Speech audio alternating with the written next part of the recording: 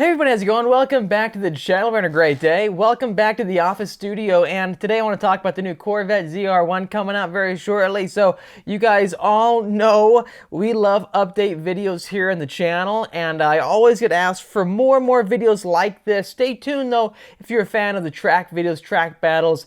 It's all being scheduled right now for this next month coming up. I can't wait to share with you guys the content coming out around the corner with this new car, and also testing out other vehicles on the racetrack. So that is going to be this summer for sure, alongside our signature reviews here on the channel. I'll be dropping many more of these update at the desk videos because I really do love to talk about what's going on in the automotive industry, especially on new hot cars coming out, because we're all enthusiasts here. We love hearing about the latest things happening. Today I want to talk about the Corvette ZR1, and specifically about when the debut is happening, also orders, and then delivery time. There's a lot that we can actually learn when we look back to the previous Corvettes that we've had in the past, whether it's from the C8 Z06 or the Corvette E-Ray, even going to the Corvette C8 Stingray. One thing I'm just blown away with is the fact that these cars have been out for years now. Can you believe it? I remember years ago when the Stingray was coming out. It was the most incredible thing. A $59,995 sports car with a mid-engine V8 right behind you, a V8 motor, a dual clutch transmission, state-of-the-art interior, tons of technology, and also ways you can customize it. Now, flash forward all these years, the vehicles that we've been really hyped up waiting for, such as the Z06, well, it's been out. They revealed it. People have bought it. I bought one. Also, we were always thinking about what could the hybrid or all-wheel drive future of Corvette be like. Then they unveiled that exact version, the Corvette E-Ray, which has the electronic motor on the front end to give you 160 horsepower, was it, on the front axle, and 150 pound-feet of torque. It's something around there. I can't recall the exact figures, but if you haven't seen our review and test of the E-Ray, check it out. I'll have it floating on the top of the screen right now.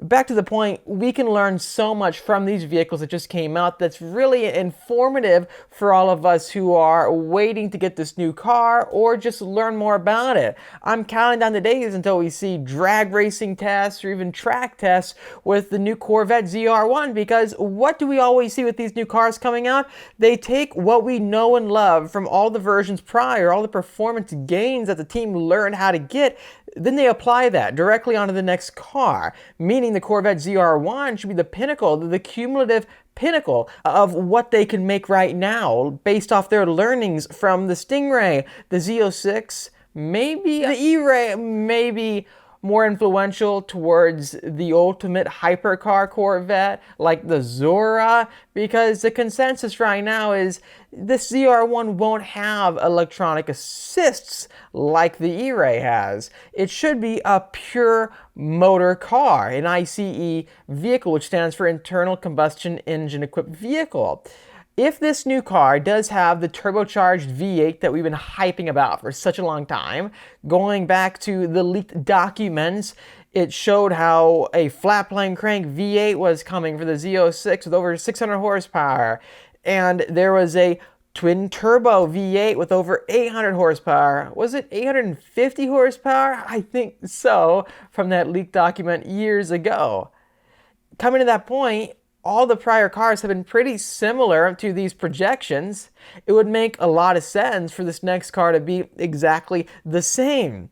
I'm very excited, guys. I'm super pumped about it. I have various thoughts to run by all of you. When you look at the GT350 versus the GT500, what happened there? There was a flat plane crank V8 in Ford's S550 generation track car Mustang that was purely naturally aspirated, and then they pulled it out. There was no flat plane crank V8 found in the GT500s. With the forced induction GT500, there is no more flat plane crank V8. There's no more of the high revving attributes to 8,250 RPM. It capped out at 7,500 or 7,600 RPM. It was very intriguing why they decided to go down this route. From what I've learned, when you're going down the route of forced induction, you can definitely make it work with flat plane crank V8s. The McLaren V8s are all flat plane crank. They are. They rev to 8,600 RPM and they use twin turbos to give you the extra horsepower by using air to feed into that combustion. I really do think that going down the route of pulling out the flat plane crank attributes of the Z06 will be a bit of a double-edged sword for Corvette if they do that. Think about it. If you can keep the flat plane crank attributes, you can still rev super high in the RPM and use all the benefits of that type of crank. Going to a cross-plane crank, I would say from Chevrolet's experience, they have more experience with traditional engines, especially pushrod engines, that creating a high horsepower output V8 could be more reliable not going down the route of a flat plane crank. It's really intriguing. It's really interesting to me. I want to know your thoughts, guys. Do you think if they pulled out the flat plane crank for the twin turbocharged V8 found in the new ZR1, would that be a bad thing? I would prefer for them to keep it, but we don't know. I've been hearing a lot of speculation on that front. I want to talk specifically more about the debut, though. We heard this car is coming out during summer, and traditionally summer has been around, what, June, July? If we look at what day it is now, I'm filming this on 5/27/2024. It's airing tomorrow. We are getting very close. We are getting very close to the reveal. And what happens after these reveals? Everything purely kickstarts. It happens so fast, at least to me. I remember when the Z06 came out, we first saw it unveiled, and then they took it all around the country to tons of different events, such as SEMA, to show off the car. Surprisingly, though, it took about a year before I took delivery of mine, and also many of you, because they unveiled it during summer. They started showing the car going on tours all across the country. About almost a year since they revealed it, that was when the press event happened. That was when I got to join them at, I think it was Pit Race, really cool racetrack, by the way, across the country. If you saw that video, I hope you enjoyed it, by the way. I really enjoyed going to that track, testing out the Z06.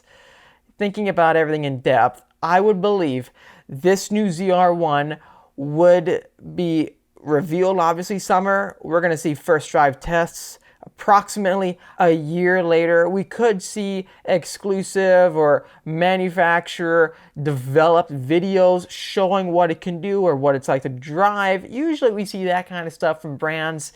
I wouldn't expect deliveries until end of next year, which is a long time for sure. However, it gives us time to really dial in how we're going to order these vehicles. The order banks opened up for the Corvette Z06 right around the beginning of the year after the reveal. So the reveal was summer, roll around to the next year. That's when the order banks pretty much opened up. If we take that knowledge, it'll probably happen again with the ZR1, giving us about a 6-month headway, 7-month headway before production begins. Looking at ordering this new ZR1, I'm kind of up in the air on what I want to do with it, because if you look at what we did with the Z06, we maxed out the Z06. It had every single option, every carbon fiber piece. Yeah, look cool. I don't know if I want to go down the route of maxing out the ZR1 in the same way. I kind of would want to try to make more of a unique spec, to change it up. We've been having a lot of red cars lately with Corvette. We had the original C8 Stingray in red, the Z06 in red, even yellow accents were thrown in to highlight our yellow C8R that I bought a few years ago. I would honestly like to get something new and refreshing. For example, Chevrolet just revealed the new purple color. It looks unique. I'm glad that they are broadening their scope, trying to bring in new colors to change up the style of Corvette. I've always had this complaint with Corvette that the colors are a bit subtle. They're not very wild. They're not too aggressive. I feel like their colors designed to appeal to the broadest audience base possible, where not too many risks are being taken. I like it when brands take risks, try to be bold and unique. If you've seen the paint job of my 600 LT and the Z50S I bought, It's got so many flakes, it's incredible. Why don't these brands throw more metallic into their colors or make more of a versatile color spectrum to appeal to individuals who are younger like me and want to have something crazy and edgy, and then something more timid to appeal to a broad audience bracket who doesn't want to have the look at me syndrome. I don't know, those are just my thoughts on it. I can't wait to find out more regarding this new Corvette ZR1. Those are just my initial thoughts with the vehicle. I'm really curious, what do you have to say? Please let me know in the comment section down below. In summary, debut is probably gonna happen, in my opinion, this summer, maybe towards July. If they're pretty smart about everything, they could tie in the debut for Car Week in Monterey. This is a gathering for supercars, a gathering for tons of supercars and automakers from around the world to get together to a very wealthy area community along the coastline. I go there every year and I see incredible cars from every Bugatti model you can think of to the pure sports. Also, you can see Koenigsegg's, you see Pagani's, and they're driving around on the streets. Ford knows this is a prominent audience bracket for the supercars, or also making a name for yourself within an audience segment, a buyer bracket. If Chevy copied Ford, well, what could happen there? They would make a similar statement, a mic drop, as Ford did when they announced the Ford Mustang GTD Mustang supercar in the heart of Car Week in Monterey, at one of the ultimate hotels there with Bugattis outside. I remember seeing Bugattis outside the lobby, and I walk in, I see the CEO of Ford and their team, and then they revealed the car. What better location could you choose to reveal your ultimate supercar? I think, in my opinion, I would prefer to see it unveiled during a Car Week or at the Quail. The Quail is a very cool supercar show and gathering. If Chevy wants to really compete with these supercars, going there would be a great brand statement for them to go after. The Quail is also where Porsche revealed their new Porsche RS Spyder, which is a really cool convertible GT4 RS, you could call it. It's really nice. Anyways, guys, those are my thoughts. I want to hear your thoughts, so please let me know in the comment section down below. Hope you enjoyed this studio desk update video. I love making these style videos alongside our track test reviews and more. Please subscribe for much more great content coming out your way, and while you do that, hit the notification bell as you're up to date with all the new videos coming out. I'll see you in the next episode.